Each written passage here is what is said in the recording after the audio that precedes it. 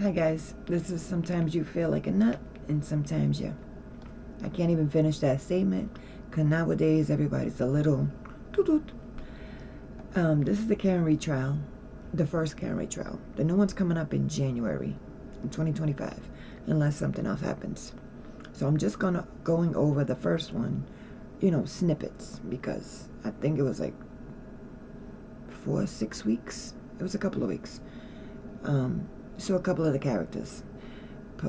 Police officer John O'Keefe passed away. Karen Reed's the one on trial. Police officer John O'Keefe was her boyfriend. They were out that night with other officers and, firefighters, cop friends, wives, girlfriends, da-da-da-da. They were out at bars. They ended up at another family member's house. And then in the morning, police officer John O'Keefe is found outside on the lawn. They're saying Karen Reed did it. They're saying she backed up her car into him. Honestly, that doesn't hit. I don't believe it.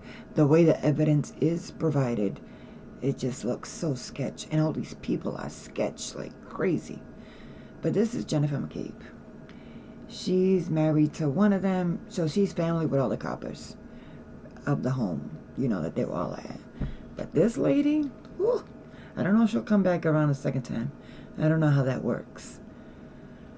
Wow. So let's just, a couple of snippets. And sorry for the commentary, this is just me thinking out loud. But here we go. Just let me know if it's bothersome, if I interrupt too much. I might. But let me know. That way I can, take it in. Later. Oh, my bad. Sorry. This is the cross-examination for Action Jackson. Here we go. That morning when you went to John O'Keefe's house, you mentioned on Friday that you went into his house and began to look around for him when you first got there with Carrie Roberts and my client Karen Reed, correct? Yes. Yes. You indicated that you looked in his bedroom and saw that the bed was made, correct? Yes. You indicated that you looked around other parts of the house looking for him, searching for him, is that right? Yes. You obviously saw the blankets and pillows on the couch downstairs in the living room, correct? I peeked over at the couch. And you're aware that Karen Reed stayed on the couch that night to wait for John to come home? I'm not aware of that, no.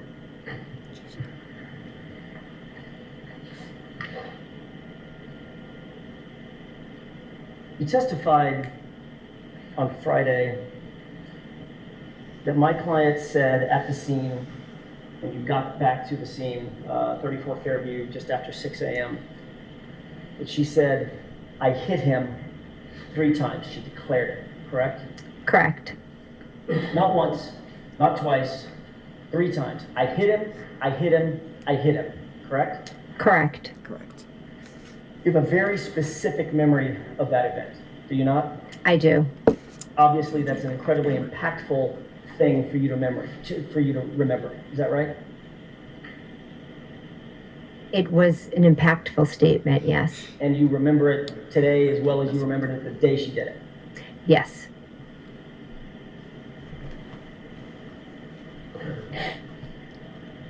I'm trying to get comfortable and not see the glare in the glasses so much.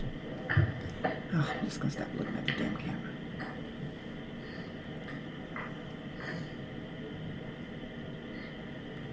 I'm going to have just a moment. No moments.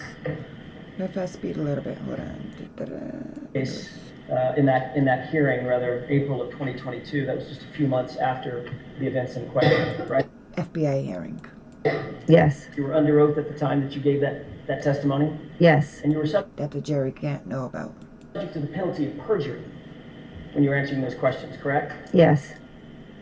Look at the face. Ms. McCabe, I'd like you to turn to the page, since you've reviewed this, turn to the page of that document where you ever said in your testimony that my client said, "I hit him, I hit him, I hit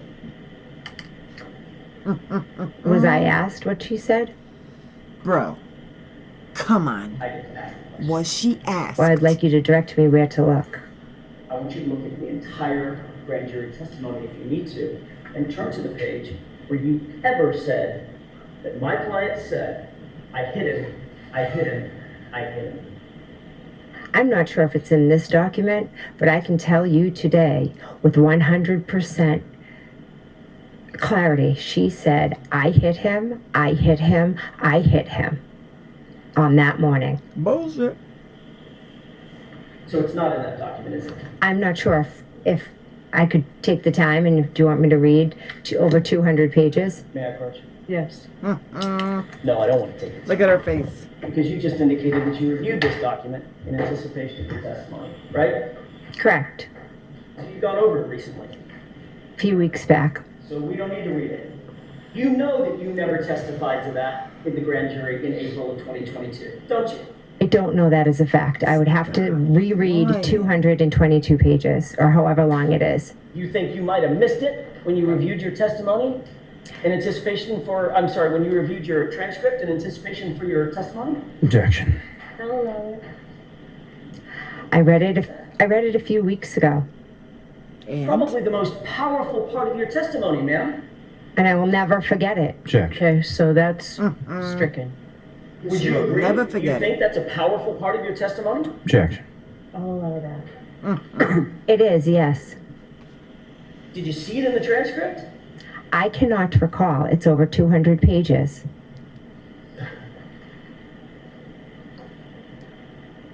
May I approach you? Yes. These are select pages. She has too much. Let me give them a second. If they don't, I'm gonna fast speed a little bit. Where are we? It's asked twice, 1 minute. according to this. My question is, isn't it true that in April of 2022, you testified no fewer than 12 times, 12 separate statements you gave about what my client's statements were, either at the scene or in the car ride on leading up to go into the scene? You remember that? I do. Okay, so on page 190 of what you're looking at, 190. these should all be highlighted. It is. You testified that my client said to you over the phone at 4:53 a.m., she asked the question, did I hit him? You see that? I do. Number two, on page 192, Are you going talking to about it? when y'all were in the car on the way to the scene, Karen asked the question, could I have hit him? You see that? Yes. Page 193, lines 1 through 2. You testified that in the car, once again, she asked the question, could she have hit him? You were relaying that, meaning, could I have hit him? Correct? Correct. Page 193, line 23. In John's driveway, she asked the question, quote, and she's asking if she could have hit him. Yes. Page 201, driving to Fairview. She asked the question, what if I hit him? And could I have hit him? Correct? Correct. Page 202, lines Real 1 through 2. different. It's real While different. driving to Fairview, she asked the question, could I have hit him? Correct. Page 208, lines 24 through 25, outside at Fairview, she asked the question, did I hit him? And went on to ask, could I have hit him? Correct? Correct. And your testimony was also on page 208 that Karen was yelling nonstop in front of the female EMT, did I hit him? Could I have hit him? Is he dead? Correct? Correct. May I approach? Yes. He ain't talking to you. He is not talking to you. Why? I don't know why she does that. Girl, who are you? You ain't nobody. That's 12 times that you read Can I approach? Yes. And she did it once before, too. Like, girl.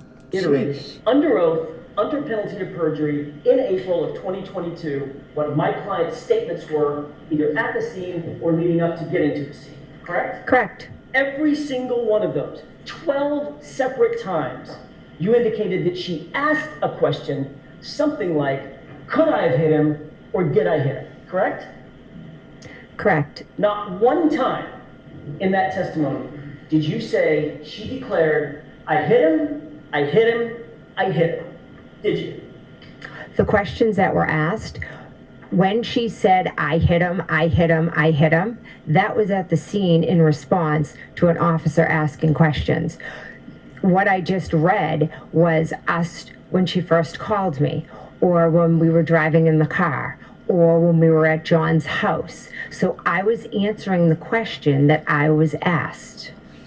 So you believe that you weren't asked the question, did she say to an officer, I hit him, I hit him, I hit him? And if you're not asked the question, did she say to an officer, I hit him, I hit him, I hit him? You're not going to volunteer that she said, I hit him, I hit him, I hit him. That's your testimony. No, that's not. My testimony is an officer was asking her what his name was and different things about him. And at that point, she was saying, I hit him, I hit him, I hit him. Which officer? I do not recall. Well, you recall me, I hit him. You just told me that was the most impactful thing in the morning. It was shocking. So what officer did she say this to, supposedly? I was more focused on her and her hysteria than which officer was asking the question. So you have no idea who the officer was even, correct? I'm not sure which officer was asking her. It could have been an EMT. Someone said, what is his name? Does he have medical conditions? How old is he? But you were asked that question, ma'am. On page 208, you were asked what she said in front of the female EMT who was asking her questions. And her answer was, your answer was, she said, did I hit him? Could I have hit him? Is he dead? Is that right? That is correct. That would have been a good time to offer up that she confessed, I hit him, I hit him, I hit him, right? Objection. Sustained as to that point. Yeah, objection. Objection. Ms. McCabe, the truth of the matter is you've manufactured this new story for this jury because you think it helps you out. Absolutely not.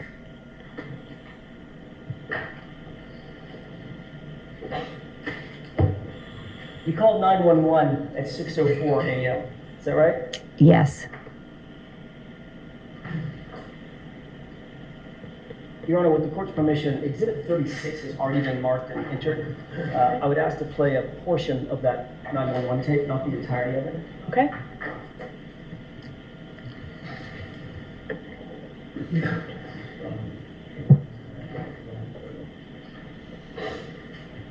I don't trust her at all. I don't.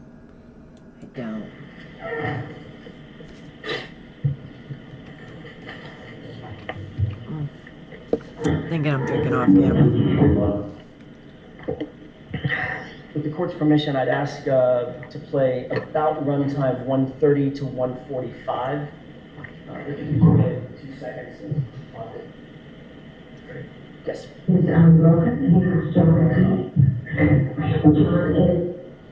Do you recognize the voice on that tape? Yes, that's mine. Appear to be a true and accurate, at least that portion, a true and accurate reporting of the 911 call that you made that morning. It was a very brief clip. I'd have to hear more. Go ahead and play, starting at runtime 130 to about runtime 145. 46 years old. 46, how long has she been outside? I don't know.